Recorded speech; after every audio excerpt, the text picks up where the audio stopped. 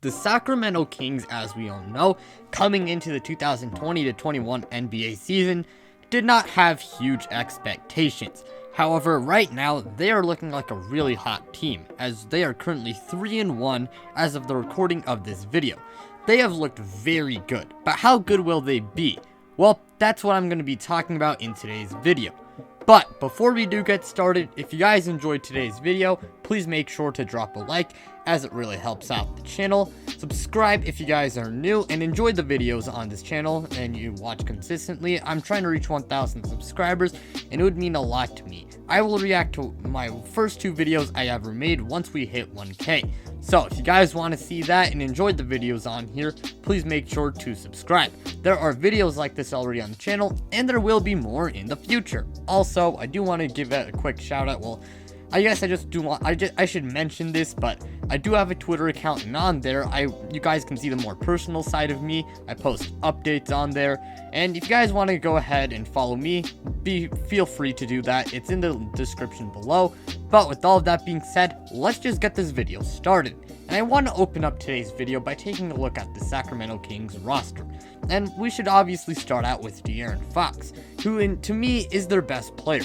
So far, as of the recording of this video, as all stats are coming from the recording of this video, he's so far averaging 20 points per game, 7 assists per game, 3 rebounds per game, a steal per game, shooting 44% from the field and 40% from 3. He's a pretty good slasher and playmaker, along with being a pretty solid defensive player. If you ask me, he's one of the most underrated players in the NBA. Now, Sacramento is not a big market, and nor is it a big name team. And if you ask me, I really do hope DeAaron Fox can get his name out there more, and the media talks a little bit more about him. And if the Kings are a successful team this year, I do think it can happen. This year, I could see this year being his breakout year, where he averages something like 23 to 25 points per game on pretty decent efficiency, as he really has started to improve his jump shot. Now, that 40% from 3, I mean, who knows how long it holds up, but I do think he can shoot something like 37 to 38% from 3. I mean, who knows, but let's just see. Overall, though, DeAaron Fox is a very solid player. Next up on this list is Buddy Hield.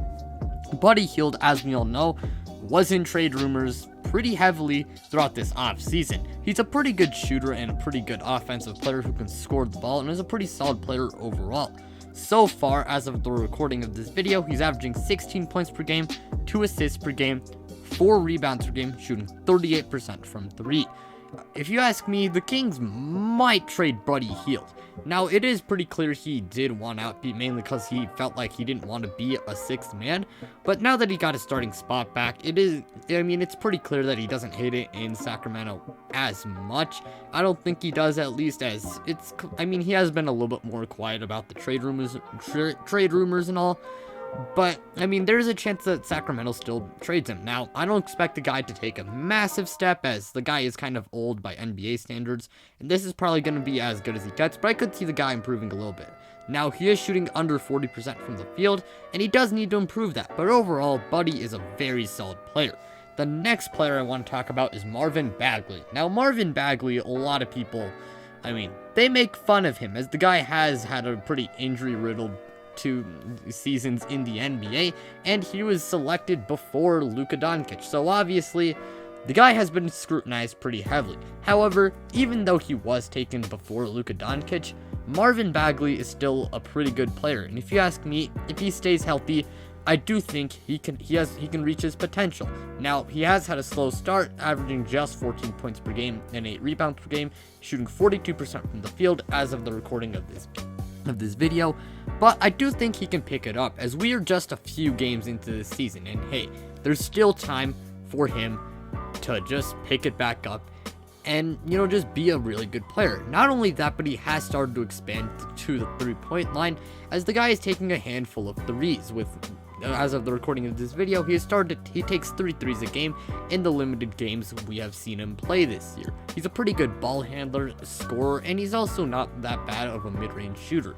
Now, hopefully Marvin Bagley can stay healthy, as he's going to be a pretty big contributor on this team if he can pick things up and stay healthy. let's all hope for the best for Marvin, as he can be a pretty good contributor on this team, as I said before.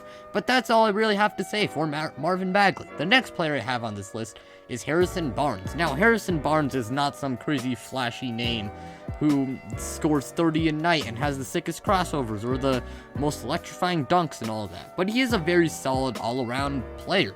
So far this year, he's averaged 14 points per game, 4 assists per game, 8 rebounds per game, shooting 43% from the field. Now, we are only a few games into the season, so his 3-point percentage is not exactly that good, but hopefully he can pick it up. The next player I have on this list is Rashad Holmes. Now, Rashad Holmes is not the best center in the NBA, obviously, but he is a very solid all-around big. This year, so far, he's averaging 11 points per game, 8.5 rebounds per game, shooting 65.5% from the field. He's a pretty solid player that I really feel like the Kings should definitely make their starting center, and that's what it seems like the plan is, to make him the starting center. And if you ask me, I really do hope that he can be a pretty good contributor to this team. Now, that's kind of all I have to really say for Rashad Holmes. He is not the most exciting player, but he is still a pretty good player. The next player I have on this list is Tyrese Haliburton. Tyrese Haliburton is a guy I definitely thought could be very good in the NBA. Now, I am no draft nerd. I'm going to make that clear. I'm not the biggest draft nerd when it comes to this stuff. However, when I did, in the research I did on him before the draft, I mean, he definitely seemed like a very good player to me. He's a very solid all-around point guard who's a pretty good offensive player, along with being a pretty solid defensive player. He has good size, and I mean, he's just a really good player. So far off the bench, he really has proved why he's a really good NBA player and why he could be one of the biggest steals of this draft, as he was taken outside of the top 10. So far, he's averaging 10.5 points per game, 5 assists per game, a steal per game, shooting 56% from the field and 50% from 3. I could definitely see the guy being a starter in the future. Now, his 50% from 3 is probably not going to hold up, as we're just a few games into this season, but I do think he can be a pretty good player. The next players I have to talk about are Nemanja Bjelica, who's a pretty good stretch big, averaging 9 points per game, 2 assists per game, 3 rebounds per game, shooting 52% from the field and 50% from 3. And Hassan Whiteside, who's the final player I will talk about. He's a nice traditional big who so far is averaging 6 points per game, 6 rebounds per game, and a block per game, shooting 50% from the field. Now, the Kings roster, it's not the greatest out there, but it is pretty solid. The Kings, DeAaron Fox, as I said before, could definitely break out. DeAaron Fox is just a pretty good player, and if you ask me, if he has a really big year, then I do think the Kings could definitely make a push for the playoffs. Marvin Bagley is also a guy that I feel like if he stays healthy, can have a really good year. Obviously, that's going to help the Kings a lot. Now Luke Walton is another guy I want to talk about. Luke Walton, to me, is the worst head coach in the NBA now that Jim Boylen is fired. And I don't like to say guys should be fired, you know that. But Luke Walton is just a bad coach. The guy has completely screwed up the Kings' offense, as the Kings went from one of the fastest teams in the league in the 18-19 season to being a pretty slow-paced team. And that just made the Kings a worse team.